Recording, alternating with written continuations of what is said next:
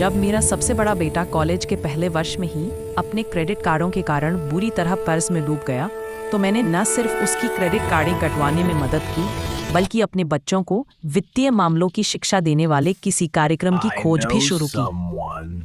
पिछले साल एक दिन मेरे पति ने अपने कार्यालय से मुझे फ़ोन किया। एक व्यक्ति है जिससे मुझे लगता है तुम्हें मिलना चाहिए, उन्होंने कहा। उसका नाम रॉबर्ट कियोसाकी है। वह एक व्यवसायी और निवेशक है और एक शैक्षिक उत्पाद के लिए पेटेंट के लिए यहाँ आया है।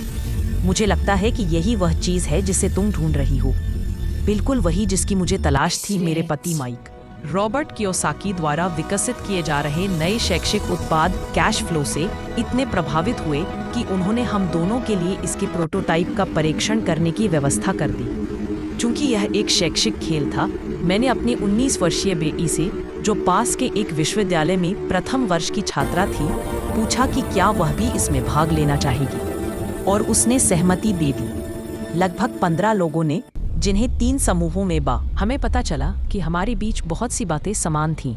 हमने खेलों और नाटकों से लेकर रेस्तरां और सामाजिक आर्थिक मुद्दों तक हर विषय पर चर्चा की। हमने बदलती हुई दुनिया के बारे में बात की। हमने इस पर भी काफ़ी समय बिताया कि अधिकांश अमेरिकियों के पास रिटायरमेंट के लिए बहुत कम या बिल्कुल भी बचत नहीं है, और सोशल सिक्योरिटी तथा मेडिकेयर लगभग दिवालिया होने की स्थिति में है। क्या मेरे बच्चों को 7.5 करोड़ बेबी बूमर्स की रिटायरमेंट का खर्च उठाना पड़ेगा? हमने सोचा कि क्या लोग यह समझते भी हैं कि पेंशन योजना पर निर्भर रहना कितना जोखिम भरा है। रॉबर्ट की मुख्य चिंता अमेरिका और पूरी दुनिया में अमीरों और गरीबों के बीच बढ़ती खाई थी। एक स्वशिक्षित, स्वनिर्मित उद्यमी के रूप में, जो दुनिया भर में निवेश के सौदे करता रहा, रॉबर्ट 47 वर्ष की उम्र में ही रिटायर हो गया। वह रिटायरमेंट से बाहर इसलिए आया क्योंकि उसे भी मेरे बच्चों की तरह आने वाली पीढ़ी की चिंता थी। वह जानता है कि दुनिया बदल चुकी है, लेकिन शिक्षा उसी के अनुरूप नहीं बदली है।